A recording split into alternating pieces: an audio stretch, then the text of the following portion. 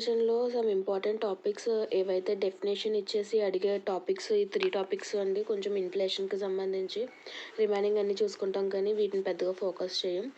So అంటే ఏంటంటే ఇక్కడ హెడ్లైన్ ఇన్ఫ్లేషన్ అంటే ఏంటంటే కన్జ్యూమర్స్ ఎక్స్పీరియన్స్. అంటే ఇక్కడ మనం మెయిన్గా చూసుకుంటే వాలటైల్ అండ్ నాన్ వాలటైల్ రెండింటికి సంబంధించిన కేటగిరీస్ ఆఫ్ ఐటమ్స్ ఏవైతే ఉన్నాయో వాటిని హెడ్లైన్ ఇన్ఫ్లేషన్లో తీసుకుంటాం.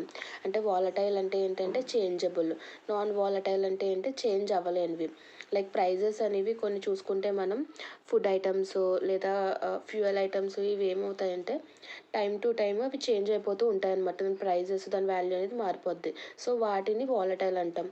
ఏవైతే సమ్ ఫిక్స్డ్గా ఉంటాయి, మారకుండా ఉంటాయి అంటే సమ్ మోర్ పీరియడ్ ఆఫ్ టైంలో మారకుండా ఉంటాయన్నమాట దాని ప్రైజెస్ దాని వాల్యూ, వాటిని non volatile category of items అంటామంట. ఇక్కడ హెడ్లైన్ ఇన్ఫ్లేషన్లో ఏంటంటే వాలటైల్ అండ్ నాన్ వాలటైల్ రెండు ఐటమ్స్ని కంబైన్ చేసి చేస్తుంది అనమాట. ఇది మెయిన్గా దేన్ని యూజ్ చేస్తుందంటే సిపిఐ, కన్జ్యూమర్ ప్రైస్ ఇండెక్స్ యొక్క వాల్యూస్ బేస్ చేసుకుని వాటి ఫిగర్స్ని చేసుకుని హెడ్లైన్ ఇన్ఫ్లేషన్ అనేది క్యాలిక్యులేట్ చేస్తారంట. సో ఇందులో మెయిన్గా ఏంటంటే వాలటైల్ అండ్ నాన్ వాలటైల్ కేటగిరీస్ని కూడా ఇందులో యాడ్ చేస్తారు. బట్ కోర్ ఇన్ఫ్లేషన్కి వస్తే మెయిన్గా ఇందులో వాలటైల్ ఐటమ్స్ ఏవైతే త్వరగా చేంజ్ అయిపోయి ఉంటాయో అంటే ఫుడ్ ఐటమ్స్ తీసుకోవచ్చు, ఎనర్జీ తీసుకోవచ్చు.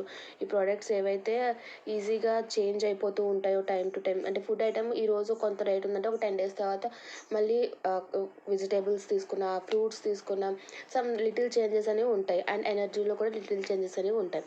సో ఏంటంటే ఇక్కడ మనం ఫుడ్ ఐటమ్స్ అండ్ ఫ్యూయల్కి సంబంధించినవి తీసుకున్నప్పుడు అవి చేంజెస్ ఉంటాయి. వాటిని ఎక్స్క్లూడ్ చేసి క్యాలిక్యులేట్ చేసే ఇన్ఫ్లేషన్ని కోర్ ఇన్ఫ్లేషన్ అంటామన్నమాట.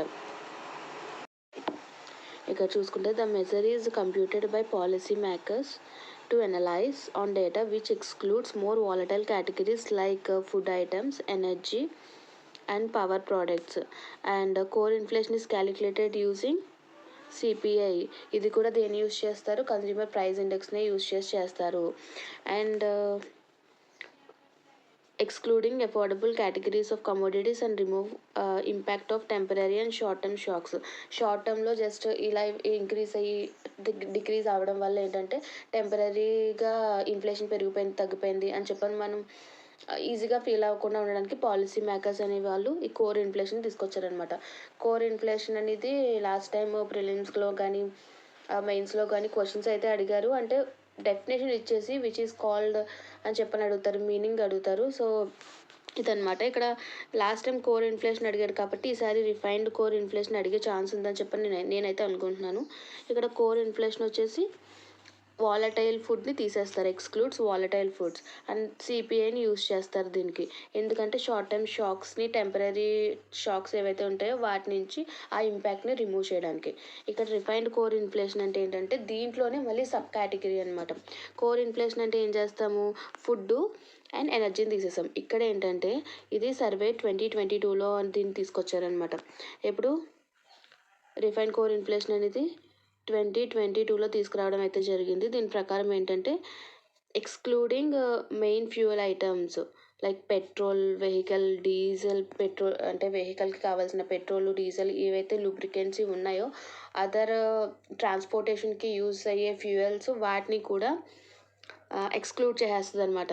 సో ఇప్పుడు రిఫైన్డ్ కోర్ ఇన్ఫ్లేషన్లో దేన్ని ఎక్స్క్లూడ్ చేశారు అంటే food items, energy and petrol, diesel, lubricants, other ఫ్యూయల్స్ని కూడా తీస్తారనమాట.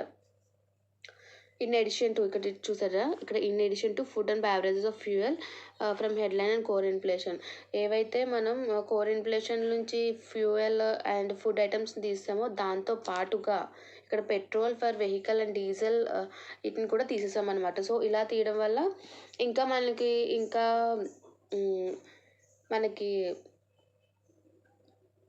అంటే ఇంకా ఇన్ఫ్లేషన్ రేట్ ఎలా ఉంది అని చెప్పని కరెక్ట్ వాల్యూ అనేది వస్తుంది అని చెప్పని ఈ 2022లో సర్వేలో ఇవ్వడం అయితే జరిగింది, రిఫైన్డ్ కోర్ ఇన్ఫ్లేషన్ అని చెప్పని.